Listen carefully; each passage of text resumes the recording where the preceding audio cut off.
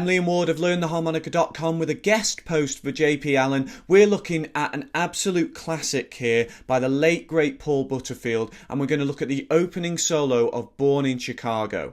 The song's in A, it's all played on a D harmonica. I hope you're going to find it challenging but also rewarding. We've got some bends, we've got some double stops, we've got some glissando. If all these words are scaring you, don't worry, because we're going to look at each thing in turn as we go. We're going to slow it right down and take it line by line. Let's get right in, and we'll start with line A.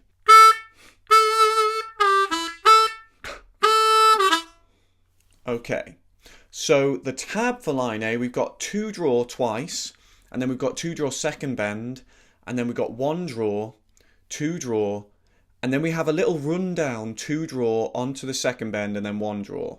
And I kind of recommend you at this stage to take a breath after that first note and then before the last little bit, starting with the 2 draw, because it's going to give you that rest that you need, because we've got ba ba ba da ba ba ba da bap breath ba ba da bap breath da ba da. Good little way of making you pause where you need to. It's got a really kind of, I suppose, funky in a way, syncopation to this rhythm. Jack, da, da, back, down. Jack, da, da, back, down. Now I want to talk about the last bit of that line, because is a classic roll off, I think is the name I would use. I don't know. I'm not sure what the proper term is. Someone tell me. We're sliding down that 2 draw, which is why I've got the arrow after that 2 draw, because it's kind of a continuum instead of going completely staccato, separate notes, da da da, choppy. We're not doing that. We're going.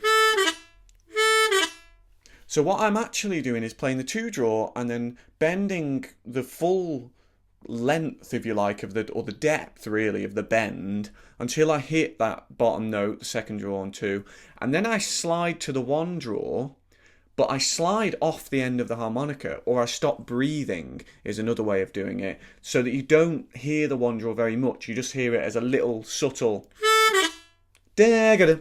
You don't want da-ga-da. It's too much. We don't want that. We want. So you can actually see I'm actually going off the end of the harmonica there. So that's a really nice roll off at the end of that line. So we got da da da ba ba ba da. Line B is very similar, and it's actually easier in that it doesn't have that roll off at the end. It's actually more staccato. He hits that 2 draw and he doesn't hold it, he doesn't put any vibrato on it. We just get, and he doesn't have time to hold that and put vibrato on, because line C comes very quickly after.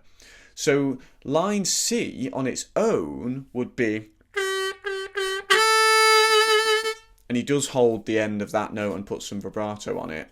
We've got 2 draw second bend 3 times and then 2 draw. But I just want to show you line B into line C, just so you can see how close they are, and then we'll talk a bit more, about line C on its own. So I'll play line B into line C, so you can see how they're almost one line. I could have linked them up, but I wanted to chop it up into manageable chunks. That said, line E is a monster. Once we get onto that, you're going to love it. Okay, so line B and C. 1, 2, 1, 2, 3, 4.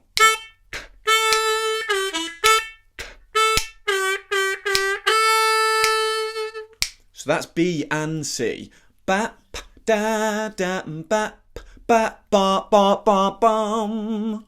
So they're very close together. You've got to get them together. By the way, if you want to practice this, the track I was using at the start of the video is from a Jimmy Lee CD of backing tracks. It's called something like Every Groove a Bluesman Needs, or something like that. And it's an awesome CD of backing tracks. So I was using his backing track. He's got one specifically for Born in Chicago. It's slightly slower, I think, than the original version, which is great for your practice as well. So we've got So it's pretty basic. We've just got ba, ba, ba, bum. You want to try and obviously make sure that bend on the two is as precise as possible. The first bend is not going to cut it, and you can actually go slightly flat on the second bend, so try and make sure you're not doing that. Use a tuner. I love tuners, they're really important. Please get one if you don't have one. Practice getting that note. In this case, it's a G note. Second bend on a D harmonica on 2-draw is a G note. Anyway, so we've got ba, ba, ba, ba. And he holds that 2-draw and gets a nice vibrato. I don't know if JP has lessons on vibrato, but check them out if he does. I've got lessons on my YouTube channel on vibrato as well. Really important technique, and it just takes things from being kind of dynamically flat, so just one solid note, and almost kind of computerized, if you like, to more human and alive and free and having substance.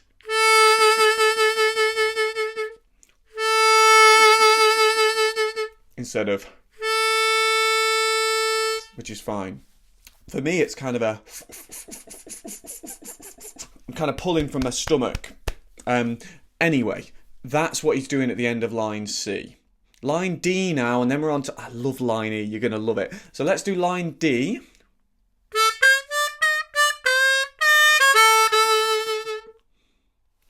Ba ba ba da ba ba ba da dam. So we've got 2-draw, and then a semitone bend on 3, half step bend on 3, and then a 4-blow, and then a 4-draw bend, and then a 4-blow, and then that 3-draw semitone bend again, and then we go to the 4-draw bend, and we slide down the instrument. Slide, rip, glissando, they all mean the same thing in my terminology. We're going to slide from that 4-draw bend down to the 3-draw to the 2-draw, and then we'll play the 2-draw again. So if I play that line again slowly.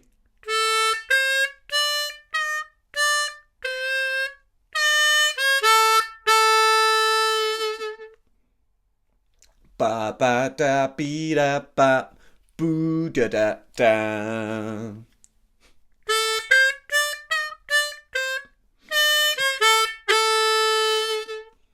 And I think he holds that 2-draw at the end a little bit, and there's some vibrato on that as well, because we're not on to line E quite as fast as we were before from B to C. They're not kind of chunked together. Line E, however, is an absolute monster. I love this line. For me, it's what makes the solo. There's lots of great stuff in here, but this is just one hell of a line, and I really enjoyed working it out, and I hope you enjoyed playing it. I'll play it first. There's a lot in there, and then we'll talk about each bit as we go. Okay, so lots going on. I absolutely love it. You'll notice it starts with kind of an arrow, if you like. This is another example of a rip, glissando, slide. I haven't put a starting note for this slide. So what I mean by this is the landing note is 6-draw. That's our melodic note if you want. You could start there if you wanted to, but he actually goes, slides up like that. If you slow that down, he probably starts on about 3 or 4 draw. But the reason I haven't put 3 draw or 4 draw at the start of that line is the starting note isn't the key point here. It's the landing note. It's the note you're trying to reach that's the important one. So you can start on 2, 3, 4, 5. Doesn't really matter. I mean, 5's probably not quite enough because you want a little bit of that feeling you get where you're breathing as you move and you get multiple notes. But he's doing a bit of a slide up, and then he plays that 6 draw, and then we have a lovely run down, 6 blow, 5 draw, 4 draw, 4 blow, and then 3 draw semitone bend. Let's do up to there. But it doesn't stop there, because we then have 4 blow and a 4 draw bend. And that 4 draw bend releases, which is again why I've got the arrows, because it's kind of a scoop, if you like. We're releasing the note rather than kind of playing them as separate notes. So 4 blow, 4 draw bend, releases, and then it bends again. So it's kind of like a bell curve like that. Really nice. And then we slide down to the 2-draw, a bit like we did towards the end of line D. And then he plays a 3-draw semitone bend, and then the 2-draw again. So I'm just going to play from the 4-draw bend so you can hear that bell curve thing. I'll give you the bell curve as I go. So that's the bell curve. So he then slides to the 2-draw and then to the 3-draw semitone bend, back to the 2-draw. I know I'm throwing a lot at you here. There's a lot going on. I hope I'm not going too fast. Please take your time, rewind, pause, check the tab. There's a lot going on. I'm going to play that line in full again, quite nice and slow.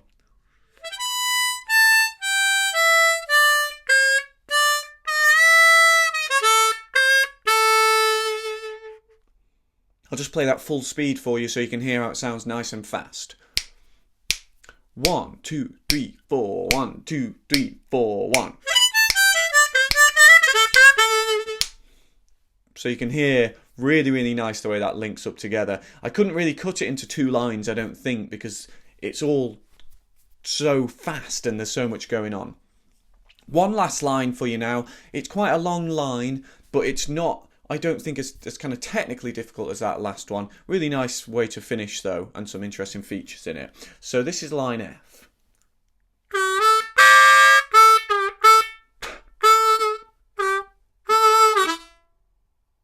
So you notice at the end we've got that rundown that we've got at the end of the first line, line A. So nice little feeling of continuity there. It is a classic little roll off that. So we've got 2-draw second bend and then 2-draw.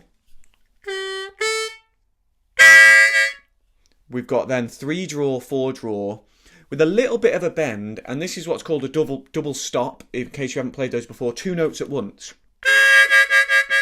So I'm bending them a little bit just to flatten those notes a little bit, and I'm probably putting a bit of vibrato on, but it's quite a quick movement, so there's not going to be much time for a lot of vibrato. And then we're back to the 2-draw, and then the 2-draw second bend, and then 2, 2. So you might want that little breath like we did on a line A. It is returning to that theme of line A almost, so we're getting back into that. So we got, and then a 2-draw second bend, and then that little roll off, 2-draw, 2-draw second bend, 1-draw. So again, nice and slow.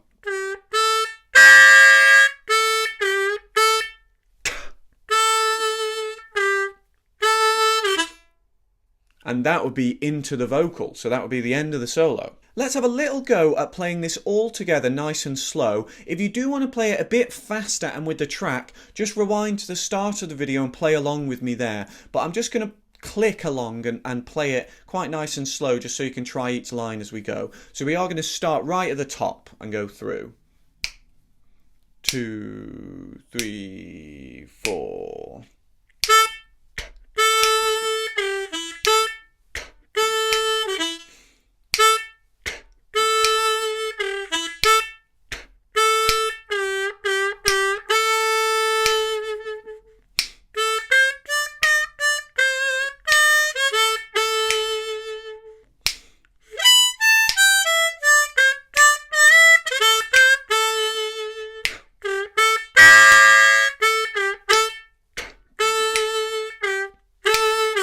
Please take your time with this. It's well worth your time. Paul Butterfield was one of the masters, and this is one of his greatest tracks. There's a lot to take in and a lot to learn. I hope you've enjoyed looking at it with me today. Thank you to JP for asking me to do another post. I hope I'll be back. I hope you enjoy it. Please give me your comments, questions, queries, and I hope to see you again soon. Cheers.